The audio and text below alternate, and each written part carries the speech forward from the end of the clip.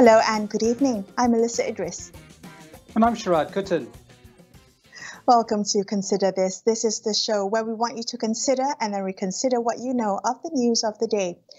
The Malaysian contingent has ended their Tokyo 2020 Olympic campaign with a silver from national track cyclist Azizul Hasni Awang in Kirin and a bronze through national shuttlers Aaron Chia and So Wuyik in men's doubles. Now, the two-medal tally, despite the valiant efforts of our athletes, fell short of the Youth and Sports Ministry's target of 3 medals, and that included bagging an Olympic gold.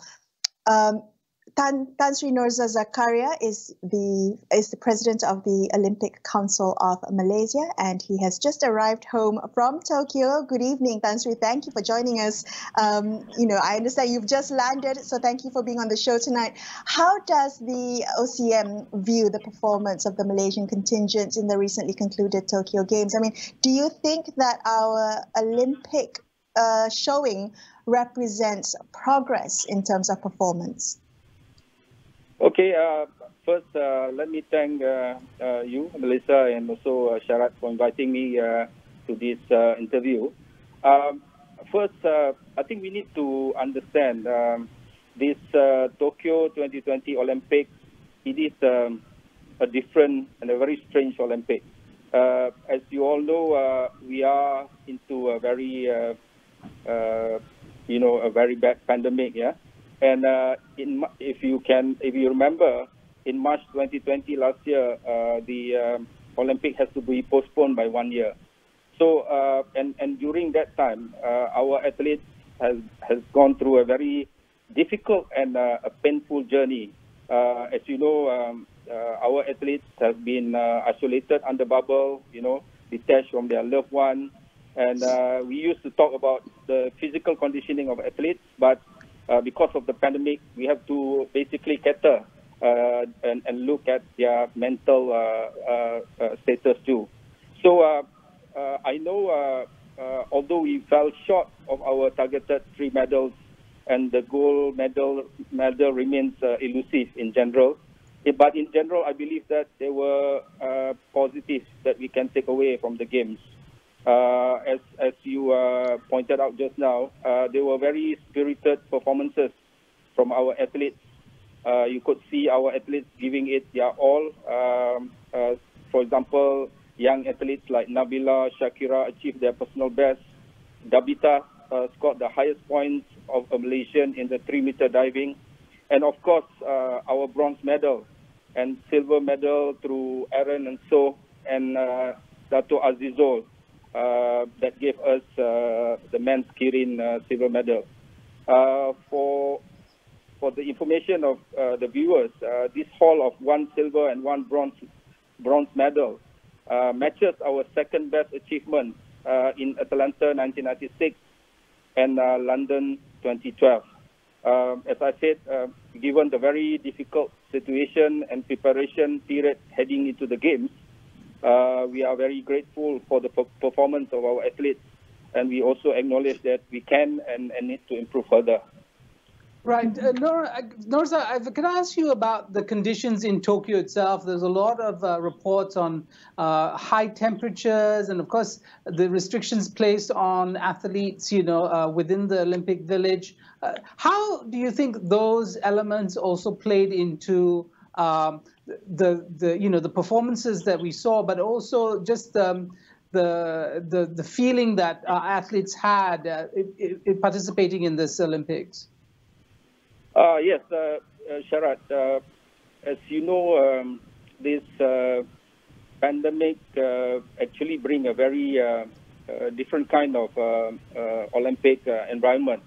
Athletes has to undergo testing basically every day, saliva testing.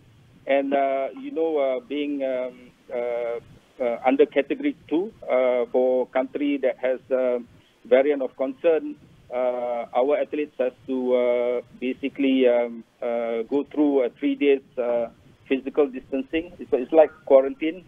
And they basically have to go through participating in their events without spectators. Everything is very quiet. And it is a very difficult for our athletes when they have to go through this process. However, as I said, our athletes have managed to go through this, and all of them are safe back home. We were at the very beginning worried about the spike in cases in Tokyo, but however, our athletes have managed to show a very good self-discipline, and I think that's the part where we can take note as one of the success of our contingent. Tan Sri Norza, we have a short time left, and I just want to ask you very quickly: when does the planning and the preparation for 2024 Paris Olympics begin? And does the OCM like to play a bigger? Would the OCM like to play a bigger role in shaping the performance of our athletes? Yes, I think the planning and preparation, in fact, has started. We are in discussion with Minister of Youth and Sports. We had this informal discussion. I had this discussion with the minister, and he has agreed to basically form a task force to focus on Paris 2024, where OCM will be playing a more significant role. And I think if you look at the young athletes that were participating in Tokyo, athletes like Aaron and so, Lizija, Dabita, and everyone. I think we have a good number of athletes that can represent Malaysia in Paris 2024. Okay, we'll have to have you back for a longer conversation. Tan Sri Norza Zakaria, President of the Olympics Council of Malaysia, just landed from Tokyo home to Malaysia. We're going to take a quick break here on Consider This, but stay tuned, we've got more. Don't go anywhere.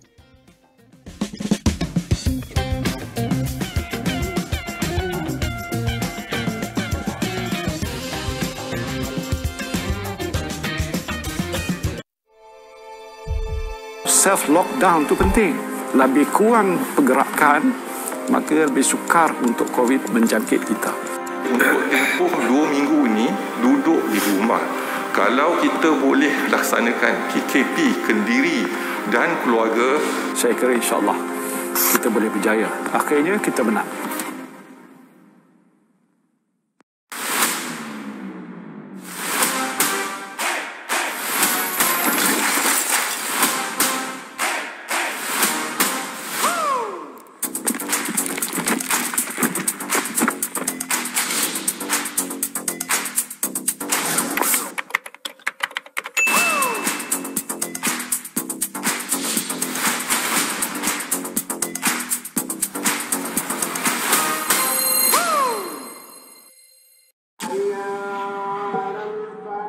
Amanah di tangan kita. Adat, budaya dan semangat menjadi kesinambungan perpaduan tanah air yang tercinta. Berteraskan adab yang terpahat di jiwa dan raga. Marilah bersama kita membina negara Malaysia. Untuk memastikan Malaysia ada ke depan dan maju. Induknya adalah Melayu. Balik kepada orang yang membuat polisi. Kalau itu yang dikehendaki, fine. Mungkin kita berbeza pandangan. Tapi kita mempunyai kuasa yang boleh menentukan budaya di masa hadapan. Polisi yang mesra wanita sudah tentu dia akan datang daripada pemimpin wanita.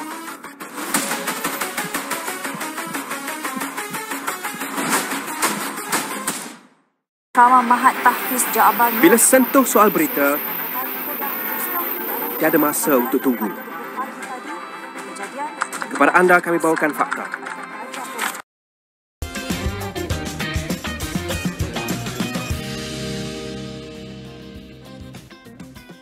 Hi, you're watching Consider This. I'm Melisa Idris. With me is Sharaad Kuttan. As the Malaysian contingent ended their Tokyo 2020 campaign, what else needs to be done in our pursuit for that elusive Olympic gold medal? Or should we have other goals? Former national rhythmic gymnast Rachel Lau joins us on the line now. She previously served as president of the Malaysian Gymnastics Federation.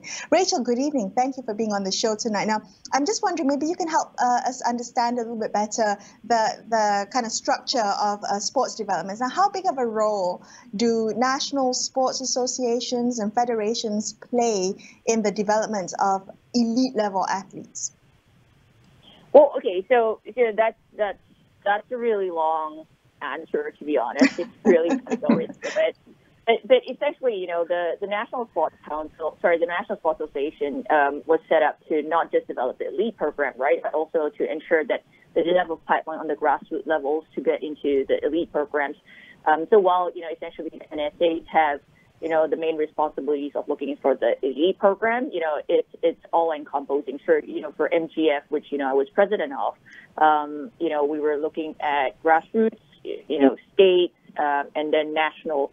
And then if you think about it, you know, for us, I'd say, you know, we've got a relatively weak national associations across the board.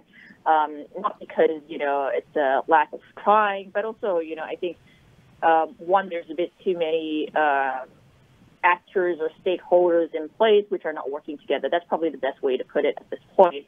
But essentially, you know, I'd say, you know, we should all be working together to unearth the next, you know, elite program or talent that's coming up. Right. Rachel, of course, you know, the Olympics are a major demonstration of national prowess, and I think a lot of countries, and if you lived long enough, we know, you know, of competitions between some major powers. And I think, you know, the Cold War, it was the US against the USSR, to show, you know, basically the strengths that the countries had. But, you know, big countries don't necessarily do well. Small countries can do extraordinarily well. What really goes into the success of country-level programs in terms of sports? Is it money? Is it talent? Is it what is it about, really? Well, okay, so, you know, again, you know, I think in Malaysia we've had great funding for the elite program, and I think that's more than sufficient. But I think the investment into sports isn't, right? The reality of it is, if you produce top-class athletes, you know, you're talking about 10, 20-year investment into a program. In Malaysia, we do it very last minute. So last 1 or 2 years, then we start pushing. You know, then it's when the kids are already, you know, SEA Games champion, Commonwealth champions, you know, they're near retirement, 25, 26, and then, you know, it's the last push, you know, 1, 2 years, and we expect to create a global champion. It doesn't really work that way. You know, you're talking about the USSR or Russia versus the US. You know, the reality of it is these guys have spent, you know, years and heaps of money to get, you know, talent from young. And the deeper the pool of talent pool, you know, the more likely that you're able to get the next Simone Biles, you know, the next Michael Phelps, right? So, you know, the reality of it is we haven't been investing, you know, in the sport as a whole. And it is, you know, like in gymnastics, for example, you know, in Russia, you know, kids are picked up for 4 years old, you know, they're put into training camps. You know, there's a girl called Lola Karmenko, and, you know, she's 16 years old. She won the youth world championships. You know, they're earmarking her to win the next 2 Olympics. So, you know, like these are very different from what we do, right? You know, we only start supporting our elite athletes once they win, which is really not the case for long-term investments. Can I pick up on that, your point about it being a long-term investment? I'm wondering about the long-term vision as well, whether there's, you know, you mentioned last minute push when it comes to these world-level competitions. Do we have continuity in our programs? I mean, I'm wondering, each time there's a new minister, is there, you know, does the ministry change its focus into which sport it should invest its time and money in? Well, the reality of it is we don't, right? You know, if you look at the sports, you know, there's a lot of focus on the senior level. Again, you know, it's not to be critical, but, you know, when you're at the tail end of your career and we're giving you the last minute push, you know, you're only going to go that far.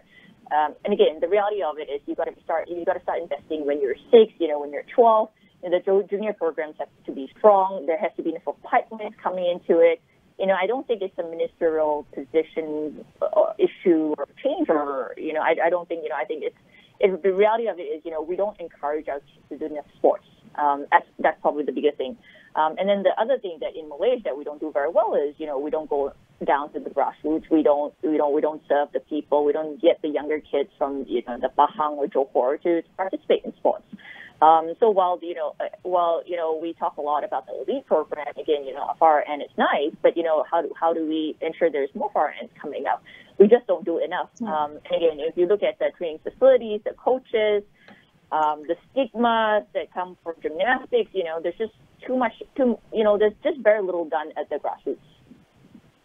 Rachel, let's talk about coaching, because that's such an important part of the reality of sports today. The advances in sports science and top-notch coaches seem to be behind many of the great successes we see at these games. How are we faring on that score? Are we developing our pool of coaches? Should we just be importing the best ones around? How should it work? I think we should develop our local talent, because we can't keep relying on the foreign talent, right? And again, as a running joke, I say, the same coaches that are in the national team now, or the same foreign coaches that are in the gymnastics team right now, were the same coaches when I was 6, right? And that's 30 years ago. So the reality of it is we need to move forward, and we need to give the younger coaches a chance. We've got good champions that have been produced over the years, Fung Chia Sing, Amy Kwan. These girls are Commonwealth champions, and yet, the country doesn't enlist them into the national squad. We keep relying on the same foreign coaches that's been here for 30 years. I think it's time to move on, and I think it's really time to, look at what we have. Badminton has done really well, right? Wong Chung Han is now the director of coaching. Ms. Mancidi was there for a little while. We need to figure out how to tap into our local talent, who actually have done, remarkably well in the global scene. And once we have a good pipeline of coaches, we can obviously push them out to the States. And again, once we bring up the States, we can bring up the national level. Then, we can talk about the elite programs. Rachel, thank you so much for sharing your insights. That was Rachel Lau, former president of the Malaysian Gymnastics Federation. Another quick break here and consider this. We will be back with more in just a couple of minutes. Stay tuned.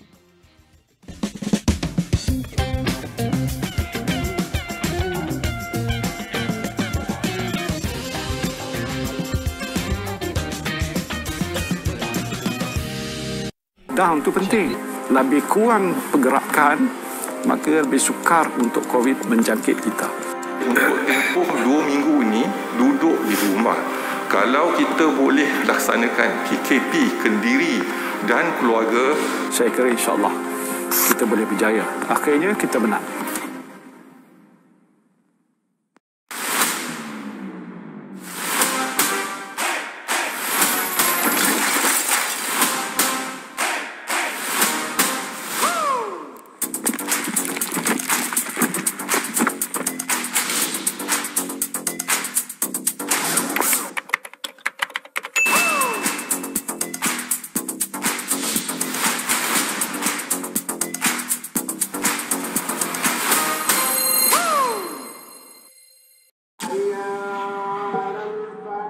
Amanah di tangan kita. Adat, budaya dan semangat menjadi kesinambungan perpaduan tanah air yang tercinta. Berteraskan adab yang terpahat di jiwa dan raga. Marilah bersama kita membina negara Malaysia. Untuk memastikan Malaysia ada ke depan dan maju. Induknya adalah Melayu. Balik kepada bukan orang yang membuat polisi. Kalau itu yang dikehendaki, fine. Mungkin kita berbeza pandangan. Tapi kita mempunyai kuasa yang boleh menentukan budaya di masa hadapan. Polisi yang mesra wanita sudah tentu dia akan datang daripada pemimpin wanita.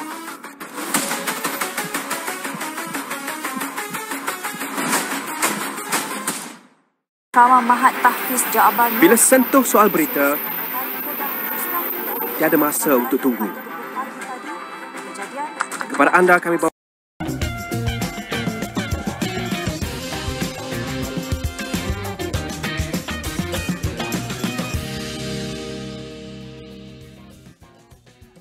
Hello, thank you so much for staying with Sharaad and I on Consider This. But if you've just joined the show, tonight we're discussing what policy support is needed to improve the development of high-performance sports in Malaysia. This, of course, after our 2-medal tally at Tokyo 2020, and it's never too early to be thinking about preparation for Paris 2024. Sports analyst Christopher Raj is a member of a panel of experts under the Youth and Sports Ministry.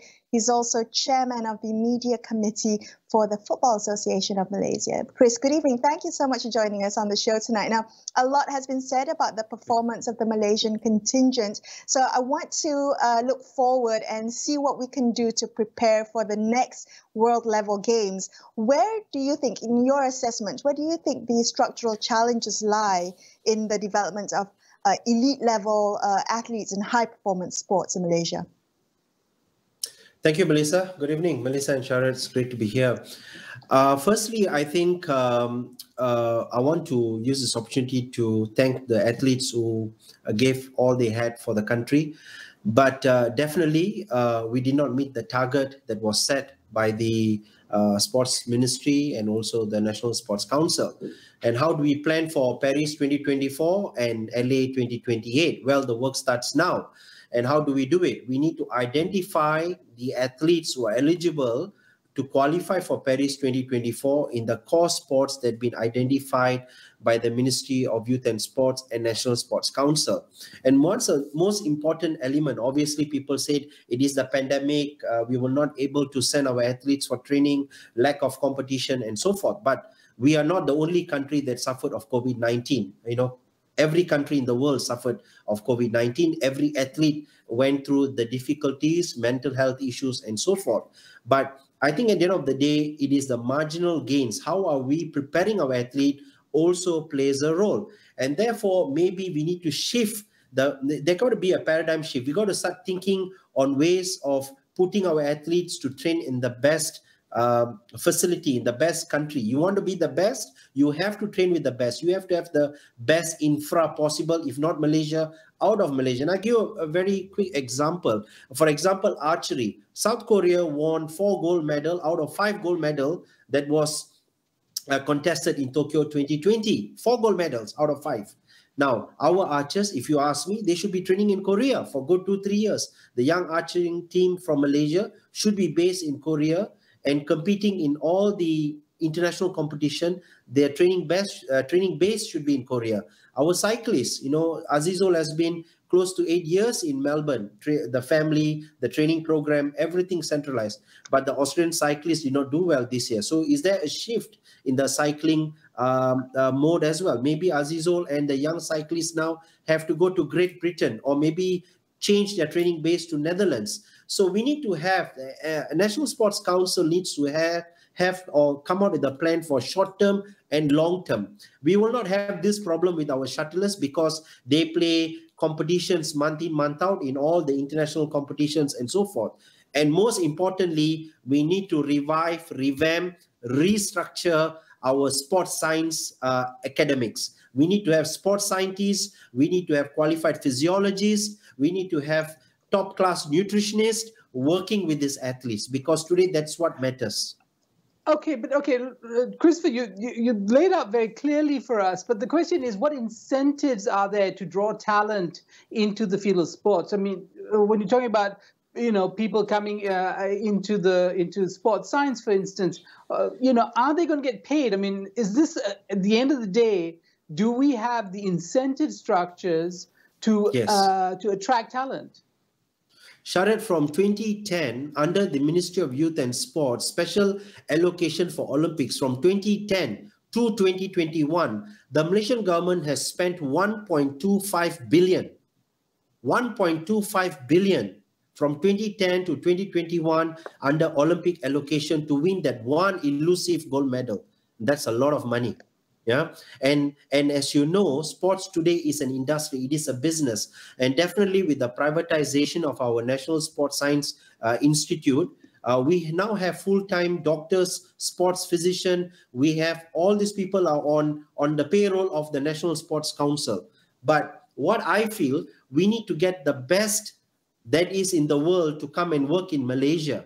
And I'll give you a very simple, a quick example. The Great Britain cycling team. When Sir Dave Brailsford was hired as the CEO for Great Britain cycling team, it only took him 6 years to win the 7 gold medals in the London Olympics, because they worked on the marginal gains, on the sports science, little things that matters to make that improvement. And I think Malaysia has it. We have the talent. We need to improvise. We need to revive and revamp. Chris, can I ask you to put Melissa. the 1.25 billion in context? I don't know. Is that a lot of money to not win a gold Olympic medal, or is that not enough money?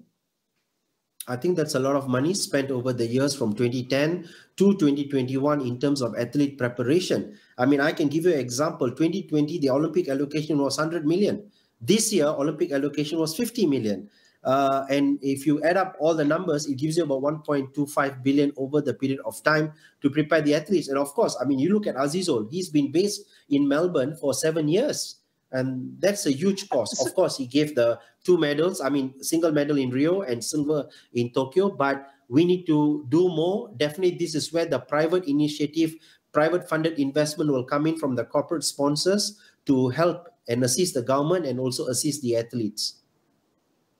Christopher, because in Malaysia we have no problem spending money. The question is whether the money is spent, you're getting bang for your buck, as it were, or whether there are leakages or there's inefficiencies or money spent on nonsense. So I'm just wondering, in terms of the way that money is spent, has it been spent in a way that would produce the kind of results that we have been hoping for? Of course. I mean, if you take Pandalela, for example, she's been training in China, and all the international competitions, the money spent on her. Of course, she became the FINA world champion. She produced the medal and so forth. But ultimately, it is the medal in the Olympics that matters the most. I mean, you take the 14-year-old girl, what's her name, Gwen Hongchen from Guangxi of China, who won the gold medal in Pandelela's category. She's 14 years old. She was identified when she was 6 years old. And she trains 9 hours a day, Sharaad. And that's what it is. It's the determination, the sports science. They use artificial intelligence, big data. All these are being used today in China and many other Olympic countries to produce the best talent. So that's what I said earlier. We need to spend money now in this kind of technology, AI, data, sport analytics, all this, we need to amplify the identification system. And in the long term, like what Tan Sri Norza was saying earlier, we need to revive the sports in the school, because that's where the talent base is. If we don't revive sports in school, we'll be brain dead for sure. Right. Very quickly, Chris, in the minute or so we have left, you're also a member of this panel of experts under the Youth and Sports Ministry. Do you think there will likely be a post-mortem of what happened in Tokyo 2020 and how to improve for Paris 2024?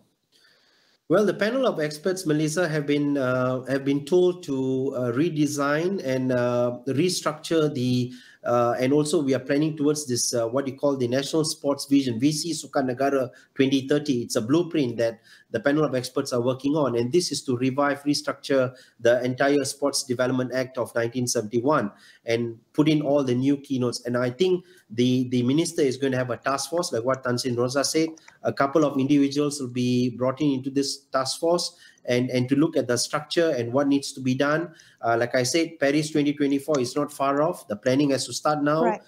The athletes need to be exposed as soon as possible to all the international competition, and hope that we can win that elusive gold medal in Paris. Yes. All right. Thank you so much. That was sports analyst Christopher Raj. That's all we have for you on this episode of Consider This. I'm Melisa Idris. And I'm Sharaad Kuttan, signing off for the evening. Thank you so much for watching. Good night.